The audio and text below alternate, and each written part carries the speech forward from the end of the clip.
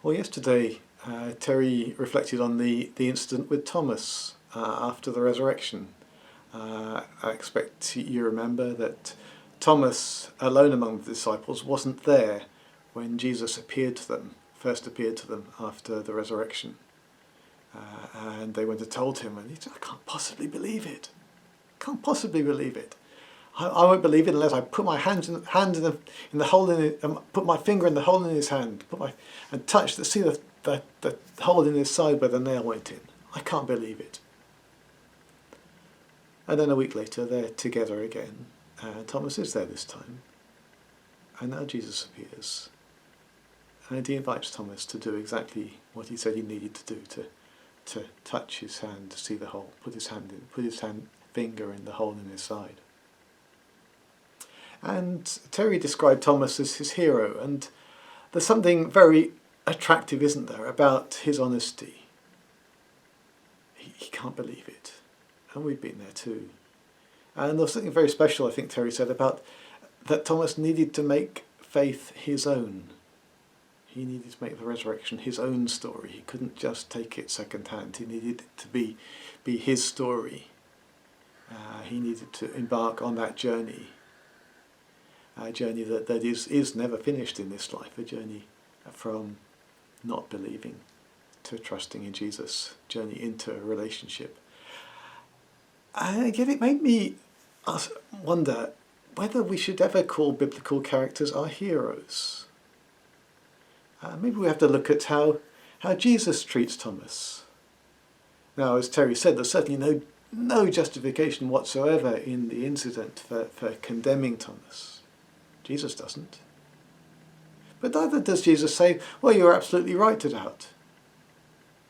No, Jesus meets him exactly where he is, with that doubt, with that Thomas has put his doubts into words, and Jesus comes exactly where Thomas is. He said, "No, you said you wanted to put your finger in the hole in my side. Well, come and do it. Come and do it right now." He speaks into his doubts. He answers him. And the doubts in this story are not really there because they're right or wrong. The doubts in this incident are there.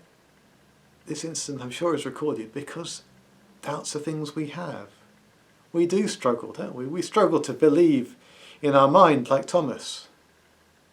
We struggle like Peter to put into practice what we say we believe. And this incident and the one in the following chapter where Peter and Jesus have this conversation, Peter, who denied him 3 times, is reaffirmed by Jesus 3 times, show us that whatever kind of doubt we have, Jesus comes and meets us in them. You see, there's really only one hero in the Bible. That's Jesus. He's our true example. Everyone else is a mix. Everyone else in the Bible is a mixture of good and bad, like you and me. There are no out-and-out baddies. There are some people who are described as following in God's footsteps, and there's some very good things they do. But even they are often revealed to have quite complex, mixed characters, who are not always as faithful as in their better moments. And there are people who are described as villains in some way, and yet they too are complex characters. They're revealed to be real people. Sometimes we get clues as to why they took the paths they took. The biblical characters aren't there as heroes or anti-heroes, really. They're there so we can identify with them, and we can walk with them and meet the real hero. But in the incident with Thomas, we're in slightly more explicitly than that, aren't we?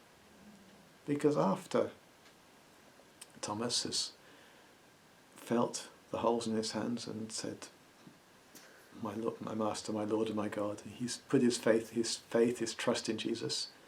Jesus says something else. He said, "Blessed are those." He said, "You've seen and believed, but blessed are those who do not see and yet have believed." And that's us. We won't have friends who've said, we just met Jesus on the day he was resurrected. We won't have friends like that. They're dead and gone. They're in the past. We won't meet the newly risen Jesus and be invited to touch the holes in his hands. He's not here anymore. He's gone. He's coming back in a different form. When we meet him, he'll be very different from the Jesus that Thomas met. But the story of Thomas invites us, and maybe the story of Peter in the following chapter, invites us to put our trust in the one who did let Thomas do that, and to discover that he alone is the true hero. So whether your doubts are in the area of your mind and your thinking, or your doubts are in the area of putting into practice what you say you believe, I pray that Jesus will meet you today as he met Thomas. God bless.